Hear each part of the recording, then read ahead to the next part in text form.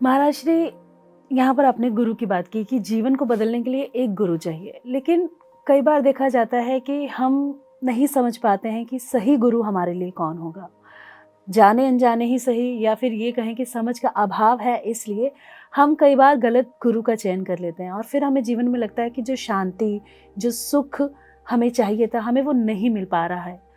तो गुरु का चयन कैसे किया जा सकता है? देखिए, ऐसा है, हमें लगता नहीं गुरु का चयन करने की आवश्यकता पड़ती है। चयन तब होता है जहां हमारे पास कई विकल्प हो कि हम एमएससी करें कि एमए करें, डॉक्टरी करें, सारे एक इक्वल प्रायोरिटी की चीज़ें होती हैं। तब लगता है कि चॉइस क्या है। आपके पास 5 जॉब आई, तो लगता है कि ठीक है, यहाँ की सैलरी कम है, ज़्यादा है, ये कम है, ये ज़्यादा है, लेकिन गुरु का चयन नहीं होता। ज्योति जी हम आपसे बताते हैं कि ये सब कोई और की प्लानिंग है। हमारे जीवन में कई संत आएंगे, समय से आएंगे, हम रहेंगे, अपने आप हमारे पास भगवान की प्रेरणा होगी। कोई गुरु बोल नहीं सकता शिष्य से कि हम तुम्हारे गुरु हैं, वो अंदर से बात आती है। हम इतना ही बोलते हैं, आपने जैसा बोला, जल्दी ना करें, भगवान से प्रार्थना करें कि कोई किसी को भेजे हमारे जीवन में जिसके साथ हमारा मन मिल सके। कभी कभी संत बड़ा होता है लेकिन मन नहीं मिलता। हमें लगता है जीवन में 2-4 लोगों से ही मन मिल जाए बहुत बड़ी बात है। मन नहीं मिलता, जगह से मन नहीं मिलता। मतलब जिस ऑफिस में लोग रहते हैं वहीं मन नहीं मिलता, जिस घर में रहते हैं वहीं मन नहीं मिलता, सिटी से मन नहीं मिलता, खाने से मन नहीं मिलता। आप इतना इंटरव्यू करते हैं, सबसे आपका ही मन नहीं मिलता हो। अपने घर में आप कितने लोग, सबसे आपका ही मन नहीं मिलता होगा। मन तो 1 के 2 से ही मिलता है ठीक से। इसलिए हमारा कहीं मन मिल रहा है क्या? कहीं मन पूरी तरह देने की कोशिश कर रहा है क्या? किसी की पूरी बात हमें समझ में आ रही है क्या? किसी के पास रह के हमको बहुत संतोष हो रहा है क्या? तो धीरे धीरे हम भगवान से प्रार्थना करें कि कोई महान गुरु हमारे जीवन में आए, और उनकी प्रार्थना से उन्हीं से बोलें कि आप जो है हमारे मन में भाव रखिए श्रद्धा का, उनके मन में भाव रखिए अनुग्रह का। तो किसी को आप भेजिए 1 साल 2 साल, और इसके लिए हम कुछ तपस्या करें, गायत्री मंदिर करें, शिव जी का नाम लें, जो भी जिसका इष्ट उसका नाम ले जीवन में, आधे 2 घंटे 1 घंटे 1.5 घंटे रोज। अगर गुरु नहीं है या गुरु भाव पक्का नहीं है, 1-2 साल के अंदर आप देखिएगा कि भगवान को चमत्कार करेंगे। लेकिन हमारे पास ऐसा ऑप्शन भगवान नहीं देते। प्रायः ये गुरु ही अंदर आके उसको पक्का कर देंगे आगे पीछे थोड़े दिन में। हो सकता है हमें हिल जाए, लेकिन अगर आप पूछते रहिएगा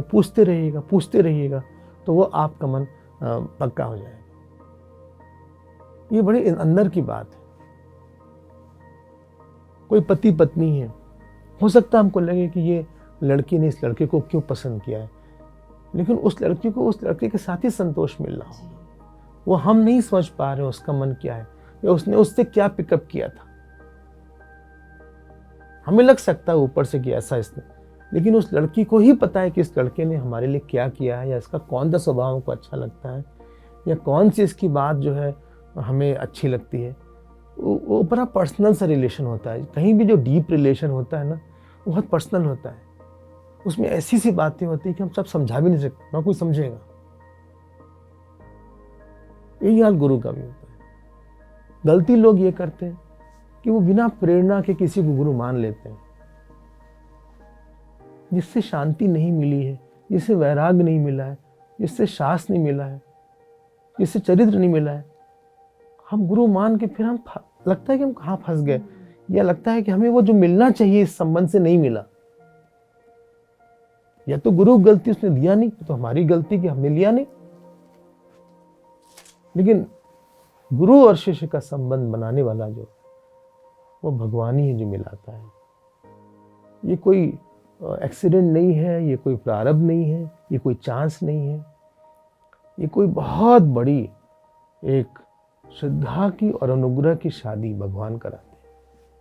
इसके जो पुरोहित हैं वो भगवान है, वही ढूंढते हैं और वही संजोग कराते हैं, वही साथ रखते हैं, वही दोनों के मन में भाव बनाते हैं और वही बहुत दिन तक हम लोग के संबंध को कायम रखते हैं।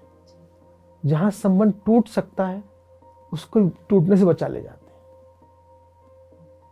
जब तक कि कहीं पे ईश्वर नहीं आता तब तक ये संबंध पक्का नहीं होता, न इसका पूरा फल मिलता है।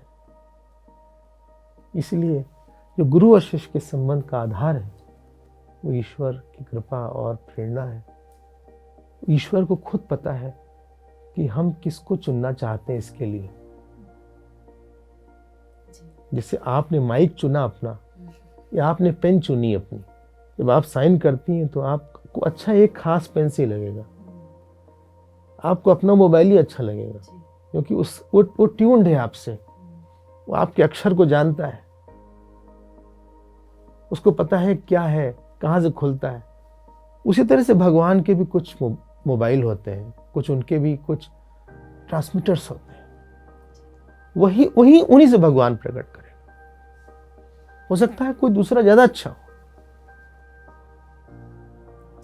लेकिन वो बात हम नहीं समझ पाएंगे।